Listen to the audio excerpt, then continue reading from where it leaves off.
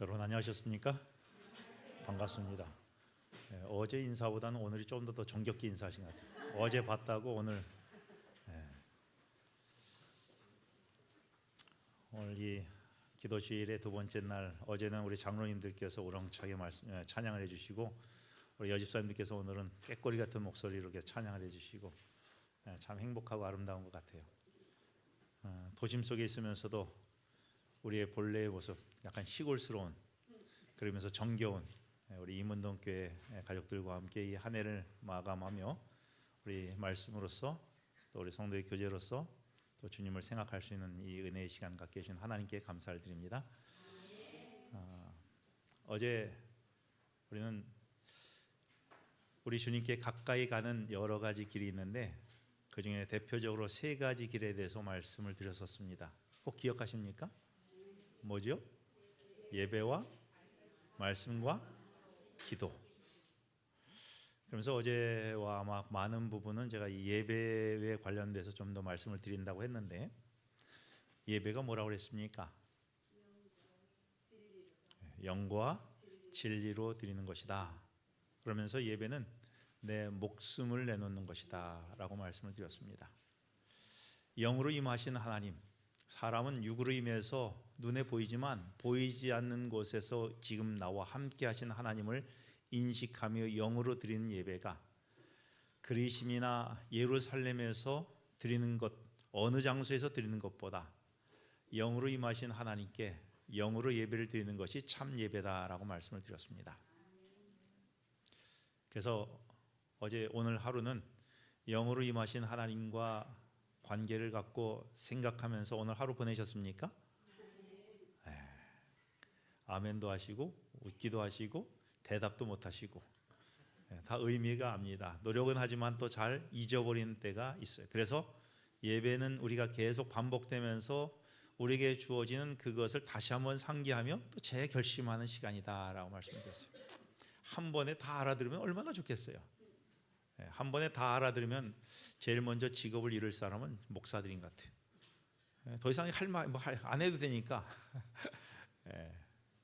그러나 우리가 자꾸 그런 방향을 향해서 가면 참 좋겠다고 생각합니다. 오늘은 이 구약의 번제 제사 속에서 우리에게 말씀하여 주시는 예배에 관하여 생각해 보려고 합니다. 구약의 제사에는 참 많이 복잡하고 어려운데 총 18가지가 있습니다. 가장 기본적인 제사인 번제, 소제, 속번제, 화목제, 속죄제가 있고, 또 거기에 제사를 드리는 방법에 따라서 흔들어 드리는 제사를 요제라고 하고, 그 다음에 밭 들어 올리는 것을 거제라고 이야기하고, 또 액체로 드리는 것을 전제라고 하고, 불에 태워 드리는 걸 뭐라 그래요? 화제라고 합니다. 그리고 제사를 드린 시기에 따라서 상번제, 낙헌제, 우임제, 서원제, 매년제 이렇게 5가지가 있습니다. 그리고 전통적으로 유대인들이 즐기는 7 매우 중요한 절기가 있는데, 여러분 아시는 대로 많이 유월절, 무교절, 요제절, 오순절, 나팔절, 대속죄일, 초막절 이렇게 해서 21가지의 제사가 있는데, 그 중에서 특별히 오늘과 내일 시간에는 가장 기본적인 제사 5가지 번제, 소제, 속건제, 화목제, 속죄제를 통하여 우리의 예배가 어떻게 되어야 되는지, 여기서 이야기하는 하나님께서 받으시는 우리의 예배가 어떻게 되어야 되는지를 생각해 보려고 합니다. 번제는 무엇인가 하면 매일 드리는 아침과 저녁으로 드리는 제사를 번제라고 이야기합니다. 그리고 곡물을 빻아서 드리는 제사를 소제라고 해요. 또 우리가 죄를 인식했을 때 죄의 문제를 해결하기 위하여 죄를 고백하는 죄를 속죄제라고 이야기합니다. 그리고 누군가에게 물질적 피해를 입혔을 때 보상하는 제사가 속건제입니다. 그리고 잔치 제사라고 불리워지는 화목 제사가 있습니다.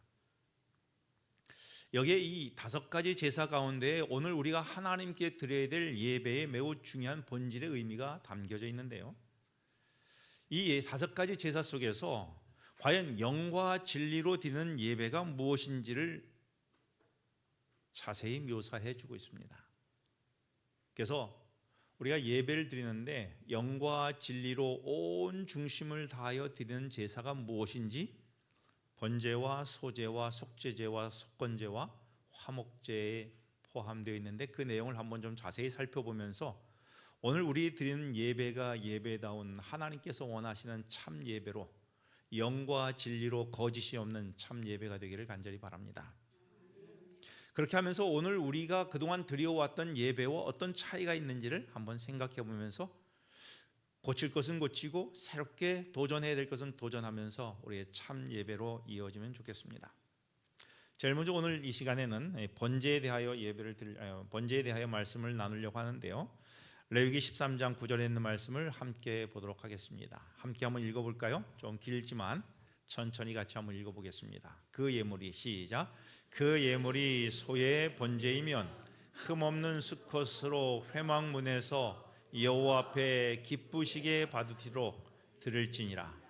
그 내장과 정강이를 물로 씻을 것이요 제사장은 그 전부를 제단 위에 불살라 번제를 드릴지니 이는 화제라 여호와께 향기로운 냄새니라. 레위기서에 있는 이 제사의 이야기를 들으면 좀 머리가 아프시죠, 솔직히. 뭔 말인지 잘 모르시겠죠. 정신 바짝 차리고 이 예배를 제대로 이해해야 오늘 우리의 예배가 제대로 이루어지지 않겠습니까? 이 번제는 예배 중에 가장 기본적인 제사예요. 여기 번제에 드려지는 제물로 짐승과 새가 드려집니다. 짐승과 새가 드려져요. 여러분 너무 외우려고 하지 않아도 되고 그냥 그런가 보다라고 마음으로 느끼시면 돼요. 너무 외우려 하면 이 시간이 스트레스가 되니까 최대한 여러분이 그냥 이해하고 느끼시면 좋을 것 같습니다. 짐승과 새가 제물로 드려지는데 특별히 짐승은 어떤 짐승이 드린가 하면 멍에를 매는 소가 드려져요. 그리고 온순한 양이 드려져요. 그리고 상대적으로 가치가 없는 염소가 드려집니다. 여러분 이 예배에는 뭐가 있어야 되는가 하면 제물이 있어야 돼요. 이 제물은 누구를 상징하는가 하면 예수 그리스도를 상징합니다. 우리의 가장 중요한 제물은 누구셔요? 예수 그리스도셔요. 그런데 이 제물로 소가 드려지는데 소는 우리가 대표적으로 멍에를 짊어지며 짐을 지는 일을 합니다. 이것은 제물 대신 예수님께서 우리의 모든 짐을 짊어지시는 예수 그리스도를 이야기해요. 마태복음에 수고하고 무거운 짐진 자들아 다 내게로 오라. 그리고 어떻게 해주겠다 그랬어요? 내가 너를 쉬게 해주고 나의 멍에는 매우 쉽고 가볍다고 하면서 오늘 이 예배의 초청으로는 뭐냐면 주님께서 우리의 멍에를 메우시면서 우리의 짐을 대신 지어주시면서 우리의 짐을 대신 지는 예배가 이 예배를 통하여 이루어지는 거예요. 그래서 오늘 이 예배 속에서는 사실 이 교회로 오는 그 발걸음은 적지 않게 무거우실 거예요.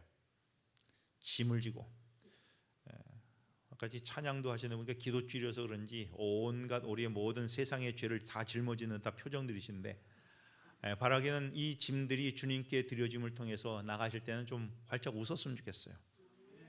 웃었으면 좋겠어요. 한번 앞으로 생각하고 최대한 표정 한번 줘, 웃는 표정 한번 줘보세요. 가자. 우리의 멍에 우리의 짐을 대신 지시는 예수 그리스도. 그래서 이 예배는 무슨 시간인가 하면 우리의 모든 짐이 벗겨진 시간이에요. 온전한 예배를 통하여 온전한 제물을 드림을 통해서 우리의 짐이 벗겨진 시간이에요. 옛날에 그런 이야기 있잖아요. 뭐 다 여러분 아시는 이야기죠. 어떤 할머니가 길을 가는데 짐을 지고 가니까 너무 좀 안쓰러워 보여서 경운기에 타라고 그랬더니 여전히 뭘 지고 있어요? 짐을 지고 여기 타고 타는 것도 미안한데 짐을 어떻게 내려놓냐는 거죠. 여러분 오늘 우리가 이런 신앙을 참 많이 해요. 우리가 참다운 예배를 드린다면 오늘 우리가 짊어지는 모든 짐을 내려놓을 수 있어야 합니다. 왜냐하면 주님께서 제물이 되셔서 우리의 짐을 지겠다고 하셨거든요. 이게 자꾸 왜 내려오죠 이게? 그래서 이 예배는 우리의 모든 짐이 벗겨지는 시간입니다. 예수님은 예배로 초청하며 말씀하셨잖아요. 수고하고 무거운 짐진 자들아 다 내게로 오라. 내가 너희를 쉬게 하리라.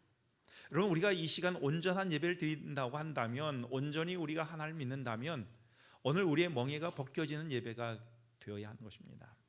그리고 두 번째 제물로 양이 드려졌는데, 양은 온순한 특징이잖아요. 한 분이 양을 잡는 걸 봤다고 그래요. 근데 목에 칼을 찌르는데도 그냥 거동도 하지 않고 미동도 아니고 피가 나오면서도 그냥 묵묵히 마지막까지 숨이 깔딱깔딱하면 죽는다 그래요. 그 양은 제물로 드려지면서 무엇이 벗겨지는가 하면 가죽이 벗겨져요. 그러면서 그 가죽이 벗겨지면서 그 벗겨진 가죽으로 무엇을 하는가 하면 죄인의 죄를 덮어주시는 예수 그리스도를 이야기한 거예요. 여러분이 아시는 대로 에덴 동산에서 아담과 하와가 죄를 범한 다음에 그들이 제일 먼저 발견한 것이 무엇이었어요? 벗었으므로 두려워하여 숨으며, 스스로 옷을 해입잖아요. 무화과 나무 잎으로 엮어서 자신들이 옷을 해입잖아요. 벗었으므로 부끄럽고 두려워하여. 이때 하나님께서 하신 일이 뭐예요? 가죽 옷을 만들어서 그들에게 그들이 만든 옷을 벗겨주시고 입혀주시는 거예요. 이렇게 하여 벌거벗은 인간의 수치를 가려주는 것이 무엇인가 하면 예배인 것입니다. 오늘 우리는 세상의 사람들에게 나의 모습이 노출되었을 때 참 부끄럽고 두려운 것들이 있어요. 가급적 이건 안 알렸으면 참 좋겠다. 그래서 우리는 자꾸 꽁꽁 싸매면서 이게 다니잖아요, 그죠? 최대한 옷 하나씩 더 껴입고, 요즘은 그래서 인사를 하려면 참 모자도 푹 눌러 쓰고 마스크 뒤집어 쓰고 하면 인사를 하는 도대체 누군지 모르겠어요. 우리는 가급적 우리 자신들을 자꾸 꽁꽁 싸매고 있어요. 그러나 주님, 우리는 우리가 싸맨 것을 벗기우시고 주님께서 친히 만드신 옷, 가죽 옷을 입혀서 우리에게 입혀주시고 가려주시는 주님의 은혜를 경험하는 시간이 예배의 시간이에요.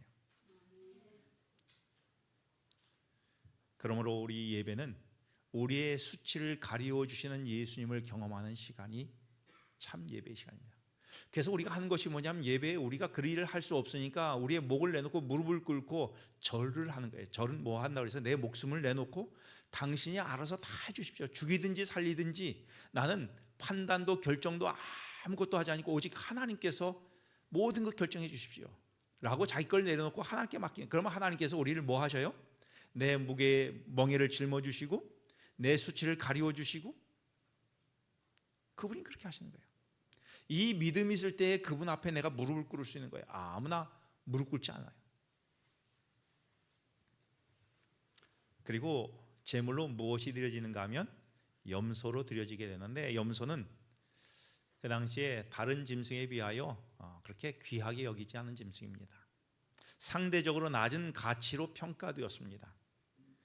이는 예수님께서 우리의 죄를 덮어주기 위하여, 우리의 멍에를 짊어지기 위하여 이 땅에 오셨지만, 그래서 우리의 죄를 덮어주려고 오셨지만, 주님께서는 이 땅에 오신 그분의 모습은 이사야서에 이야기한 대로 마른 땅에서 나온 뿌리처럼 고운 모양도 없고 풍채도 없는 그분의 모습을 우리에게 이야기하며, 그분이 그렇게 하신 이유가 뭐예요? 낮은 풍채도 없이 마른 땅에서 나온 것처럼 고운 모양도 없이 그렇게 여김을 받은 이유가 뭐예요? 우리를 무엇으로 만들기 위하여? 명품으로 만들기 위해서 그래요. 우리를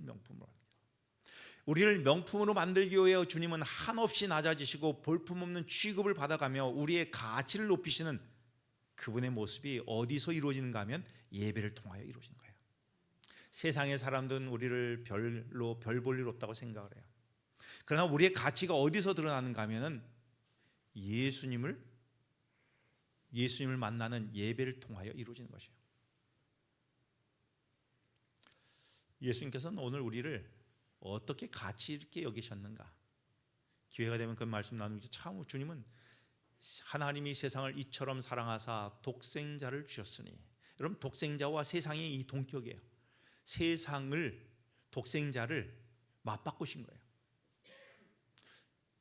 오늘 우리를 가치 있게 높이시기 위하여 주님께서는 이 제물이 되신 겁니다. 그러면서 예배를 통하여 우리는 이런 일들이 일어나는 것입니다. 우리의 참 가치는 어디서 발견되는가 하면 예수님 앞에서 우리의 가치가 발견되는 것입니다. 여러분, 우리의 가치는 옆 사람에 의해서 가치가 평가되는 게 아니에요. 어떤 사람이 손가락질 한다고 그래가지고 우리가 그렇게 손가락질 당할 사람이 아니에요. 하나님께서 우리를 어떻게 여기시는 그 값에 의하여 우리가 평가되는 것입니다. 이것이 어디에서 이루어진다고요? 예배를 통하여 이루어지는 것입니다. 여러분, 이런 예배니 우리의 짐이 벗겨지고 우리의 부끄러운 수치가 가리워지고 우리의 가치가 제대로 평가받는 것이 예배라고 한다면 이 예배는 귀찮은 거예요. 너무 소중하고 가치 있는 거예요. 여러분, 이 예배는 우리가 사모해야 될 거예요. 좀 피했으면 좋겠는 거예요. 여러분, 오늘 이 예배가 구약의 이 번제의 제사를 통하여 우리에게 알려주는 참 모습인 것입니다. 참다운 예배를 통하여 우리의 가치가 발견되고 우리의 짐이 벗겨지고 우리의 수치가 가리워질 수 있는 은혜가 이 시간 있게 되길 간절히 바랍니다. 그러면서 조류로도 제물이 드려지는데 특별히 비둘기로 드려지는 것은 스스로를 방어하거나 저항하지 못한 특징이 산비둘기나 집비둘기에 있어요. 여러분 아시는 대로 참새 두 마리가 한 아사리온에 팔리잖아요. 가장 가치 없는 값. 하나님께서 이렇게 하신 이유는 우리를 뭐하기 위하여, 영화롭게 하기 위하여 참새 두 마리가 한 아사리온에 팔릴 정도로 가치가 없는 우리를 위하여 가치 있게 만드시기 위하여 하늘의 하나님이 자신의 모든 것을 바쳐 제물로 드려진 것입니다. 뭐 화폐 가치로 이야기하면 이 한 아사리온이 약 한 5,000원 정도 한다 그래요. 그럼 참새 한 마리 얼마예요? 2,500원. 이 아사리온의 두 마리니까 한 마리는 얼마예요? 2,500원이에요. 이 참새는 누구를 이야기하는 거예요? 우리의 가치를 이야기하는 거예요. 옆 사람에게 한번 이야기, 2,500원밖에 안 되시는군요. 한번 이야기해 주세요. 2,500원짜리시군요. 그런데 그를 위하여 그를 위하여 독생자를 주셨다는 이야기는 오늘 우리의 2,500원의 가치를 무한한 가치로 하나님께서는 여기신 거예요. 세상 사람들은 얼마라고 여기는 거예요? 2,500원에 여기는데 하나님께서는 우리를 얼마나 여기는가 하면 독생자와 동일한 가치로 여기시는 거예요. 조금 전에 2,500원에게 좀 다시 한번 사과하세요. 잘못 봐서 죄송합니다. 독생자의 값이군요. 독생자의 값이군요. 근데 잘 안 따라 하시네요.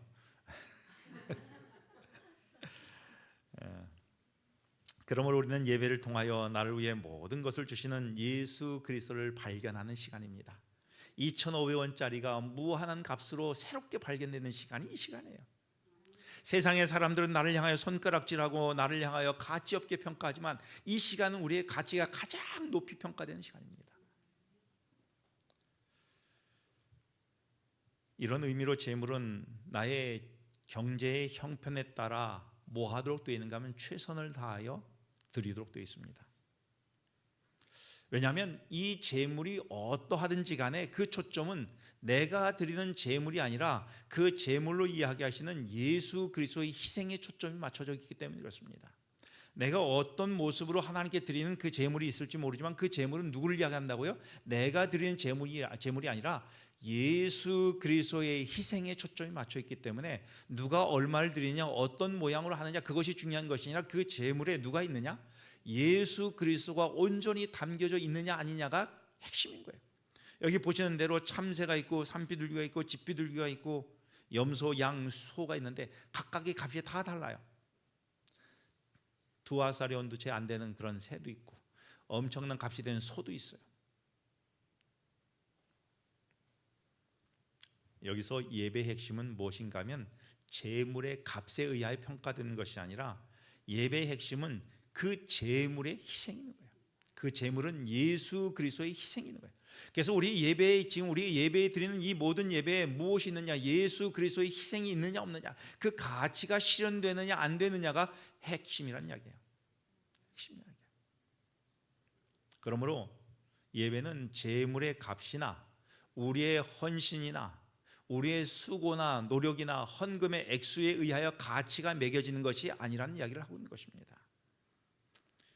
그래서 성경은 오늘 우리에게 예배에 올 때에, 예배를 드릴 때에, 교회에 올 때에 비싼 옷을 입으라고 이야기하지 않아요. 대신 최선을 다한 복장으로 나오라고 이야기합니다. 성경은 많은 헌금을 드리라고 이야기하지 않아요. 대신 최선을 다하여 헌금을 드리라고 이야기해요. 성경은 오늘 우리에게 많은 봉사와 수고와 노력을 하라고 이야기하지 않아요. 대신 최선을 다하여 섬김과 헌신과 봉사를 하라고 이야기를 해요. 종종 사람들이 물어요. 목사님, 예물을, 제물을, 헌금을 얼마나 드려야 될까요? 얼마나 드리면 좋을까요? 사실 처음 신앙하다 보면 잘 이렇게 몰라서 누가 가르쳐준 뭐 얼마를 내라 뭐 그런 이야기를 잘 안 하니까 이 돈에 관한 것은 예민하다 보니까 잘 이야기하지 않잖아요. 잘 몰라요. 궁금해요. 여러분, 이 제물이라고 한 단어가 영어로 뭐라고 하면 무슨 단어예요? sacrifice. 이 말의 의미는 뭐냐면 희생이란 단어예요. 헌금은, 예물은, 제물은 무엇이 되어야 되는가 하면 희생이 되어야 돼요. 그래서 헌금을 혹은 봉사를, 희생, 봉사를 얼마나 해야 되느냐 그 질문에 대해서 저는 대답하기를 뭐냐면 얼마라고 이야기하면 그것이 나의 무엇이 될 정도로 희생이 될 정도로 하는 거예요. 희생이 될 정도로. 남는 것 얼마나, 그냥 남아 도는 것 얼마를 일부러 드는 것이 아니라 내 살을 애는 듯한 희생이 담겨져 있어야 된다는 거예요. 마가복음 12장에서 예물로 한 과부가 2렙돈을 드렸잖아요. 그리고 부자는 참 많은 돈을 드렸지 않습니까? 액수로 보면 부자가 분명 많이 드렸을 텐데 주님께서는 어떤 예배에 더 중심을 더 눈여겨보셨는가 하면 과부가 드렸던 2렙돈의 예배를 소중히 여기셨어요. 무슨 차이였습니까? 과부의 그 돈은 무엇이 담겨 있어요? 희생이 담겨 있어요. 거의 자신의 살을 내는, 이것 없으면 안 될 정도의 자신의 살을 애는다, 잘라낸 듯한 희생이 담겨 있고, 부자는 그것 없이도 별로 사는데 지장이 없는 거예요. 여러분, 오늘 우리가 하나님께 드려지는 이 예배의 핵심 속에서는 남는 것 아니면 그냥 쓰다가 어떻게 뭐 한 그런 것이 아니라 내게도 꼭 필요하지만 내가 없어서는 안 될 것이지만 그럼에도 불구하고 잘라내어 드리는 것, 이것이 헌금이고 제물이고 희생인 것입니다. 왜냐하면 예배는 이런 것 속에서 무엇이 포함되어 있는가 하면, 무엇을 이야기하면 내 희생을 하는 것이 아니라, 내 희생을 상징하는 것이 아니라 누구의 희생을 이야기하고 있어요? 예수 그리스도의 희생을 묵상하는 것이 헌신이고 헌금이고 제물이고 예배이기 때문에 그렇습니다. 여러분, 하나님이신 예수님께서 하늘의 보좌를 버리신다고 하는 것은 여러분 그냥 그분이 체력이 나면 하나님이기 때문에 아직껏 이 정도는 할 수 있다, 그것이 아니었어요. 여러분, 우리가 성경을 오늘날 그냥 쉽게 읽어서 그렇지 여러분 이것은 엄청난 것이었습니다. 여러분, 그 고통이 얼마나 심했으면 예수님께서 십자가를 앞두고 뭐라고 기도하셨어요? 할 수만 있으면 이 잔을 내게서 좀 안 하게 좀 했으면 참 좋겠다고. 너무 여러분, 하늘의 하나님도 뭐 하고 싶었던가? 피하고 싶었어요. 그게 뭐예요? 희생이에요. 그게 희생이에요. 야, 이거는 내가 헌금을 안 드리면 뭐 하겠는데, 좀 더 내가 다른 데 너무 귀하게 쓸 것이 있는데, 그럼에도 불구하고 뭐 하는 거예요? 드리는 거예요. 드림 속에서 하나님께서는 사르밧의 과부에게 그 마지막 먹고 죽을 그것을 드리는 거예요. 드렸더니 하나님께서 그 이후를 뭐 해주셨어요? 책임져 주셨습니다. 너희는 먼저 그의 나라와 그의 의를 구하라. 그래야면 너희의 모든 것들을 뭐예요? 채워주시겠다는 이 믿음, 이것이, 이 고백이 어디서 오는가 하면 예배를 통하여 오는 것입니다. 내가 먹고 사는 것은 내가 공급하여 내가 먹고 사는 것이 아니라, 내가 스스로 자족하는 것이 아니라 하나님께서 먹이셔야만 살아갈 수 있는 것임을 고백해야 되는 거예요. 근데 내가 다 준비해 놓으면 하나님께서 거둘 게 하나도 없는 거예요. 하나님께서 먹이지 아니하면 내가 살아갈 수 없는 인생임을 고백하는 게 무엇인가 하면 예배인 것입니다. 그래서 이 예배는 하나님께서 나를 공급해 주신 것을 기적으로 경험하는 시간이 예배예요. 여러분, 기적은 언제 일어나요? 분명 가장 막막한 순간에 일어나는 거예요. 배고픔의 기적은 뭐예요? 배가 고픈데 먹을 것이 하나도 없는데 갑자기 어디선가 뭔가 생기면 그게 뭐예요? 기적이에요. 그런데 늘 내 집에 먹을 것을 쌓아두었으면 기적이 일어나요, 안 일어나요? 일어나지가 않아요. 그래서 그런 감동이 없는 거예요. 여러분, 오늘 우리는 목숨을 하나님께 내놓으면서 하나님께서 우리의 삶 속에 희생을 통하여 드림 속에서 하나님의 기적을 경험할 수 있는 여지를 남겼으면 참 좋겠습니다. 우리가 우리의 힘으로 먹을 것 다 준비하고 집도 다 장만해 놓고 또 우리가 뭐 이것저것 할 편의시설 다 해놓은 다음에는 그 다음에 하나님께 굳이 역사하지 않아도 아무 문제가 없기 때문에 하나님께 구할 필요도 또한 없어요. 여러분, 이 제물은, 예물은, 헌금은, 그리고 우리 희생은 하나님께서 나를 통하여 일하실 수 있는 여지를 많이 남기도록 해주는 놀라운 하나님의 놀라운 장치 중에 하나인 것입니다. 그렇다면 이 번제는 언제 드렸는가? 매일 아침과 저녁으로 드렸어요. 언제요? 매일 아침과 저녁으로. 하루가 시작할 때에 뭘 드리고? 번제를 드리고, 하루가 맞춰지면서 번제를 드리고. 이 말이, 여기서 나온 말이 무슨 말인가 하면 삶이 곧 예배라고 하는 것이 여기서 나온 거예요.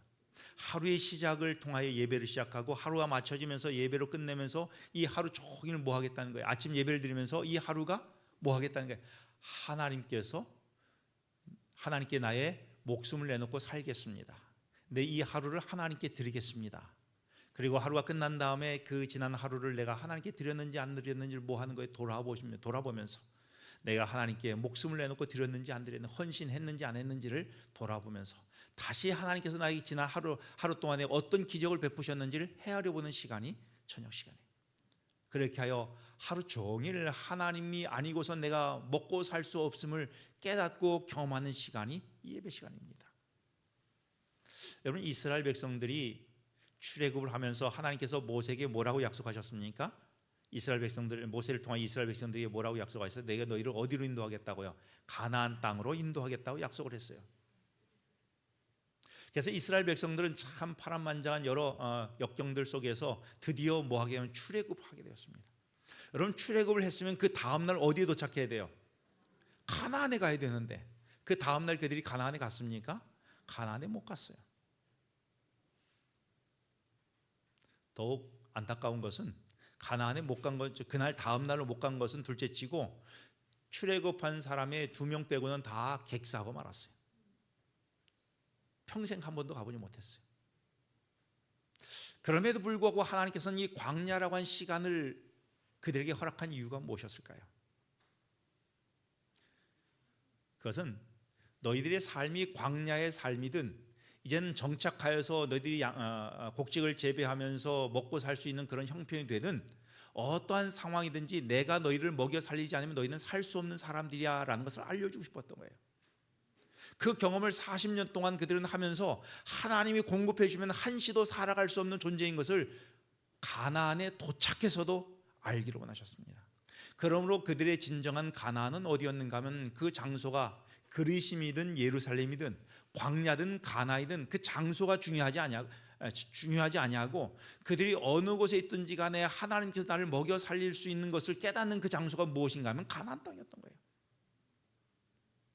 가나안 땅이라 할지라도 하나님의 보호의 손길이 그들에게 거둬지면 더 이상 그들은 안전을 보장받을 수 없을 것이고, 그리고 먹고 살 수도 없는 것이지만 비록 광야라 할지라도 하나님께서 그의 손에 그들이 참 예배를 통하여 하나님의 손에 있다면 광야라 할지라도 뭐하지 아니하고 배에 골치 아니하고 낮에 뜨거운 햇볕에도 피부 하나 그슬리지 아니하고 밤의 추위 속에서도 그들이 떨지 아니하고 40년 동안 옷 몇 벌 가지고 살았는지 모르겠지만 그 한 벌 가지고 헤어지지 아니하고 내가 너희와 함께하면 그곳이 곧 무엇이라고요? 가나안이라고. 이것을 경험하는 장소가 뭐냐면 광야의 장소였어요. 그러므로 그들은 광야냐 가나안 땅이냐 이것이 중요한 것이 아니고 어느 곳에 있든지 하나님께 드리는 참다운 예배를 통하여 하나님의 공급하심으로 살아가는 그 삶을 경험한 그곳이 하나님께서 약속하신 가나안 땅이었던 것입니다. 가나안이었던 것입니다. 비록 그들을 가로막고 있는 홍해라 할지라도, 그를 쫓아오는 다시 바로의 군사들이 그를 죽이려고 쫓아온다 할지라도, 그들이 하나님을 향하여 참다운 예배를 드리고 있다면 하나님께서 그들을 바로의 손에서와 홍해를 건너는 그 홍해의 그 시퍼런 그 물에서도 뭐 하시겠다는 약속이에요? 지켜주시고 보호하시겠다는 약속이 그들의 광야의 예배 속에서 일어난 경험이었던 것입니다. 그래서 이 경험을 하기 위하여 그들은 아침과 저녁으로 그리고 매일 번제를 예배를 통하여 이 경험을 날마다 하기를 원했던 것입니다. 그러므로 이 말은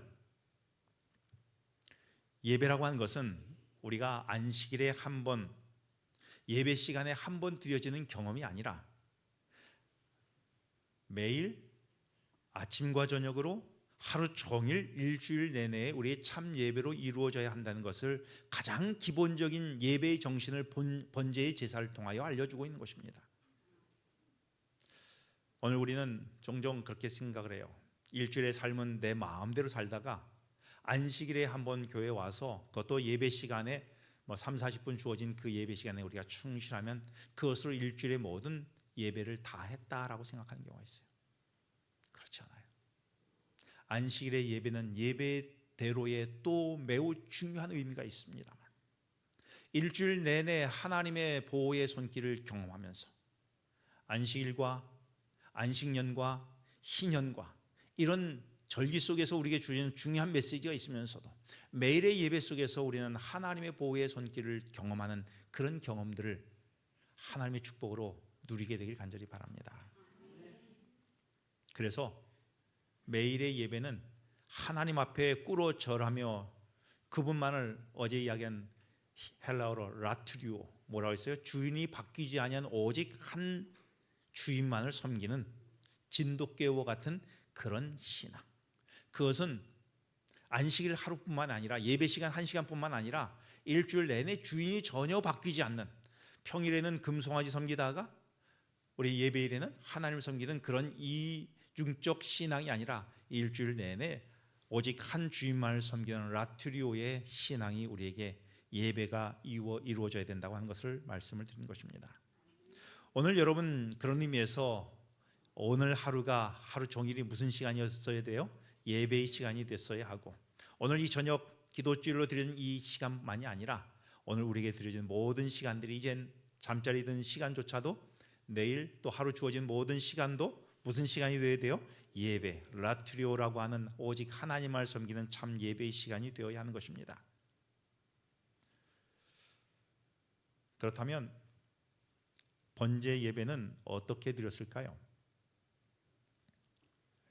이 이야기를 하면 한 10분이나 15분이 지나갔는데 예배 시간이 끝날 것 같아서 약간 헷갈리는데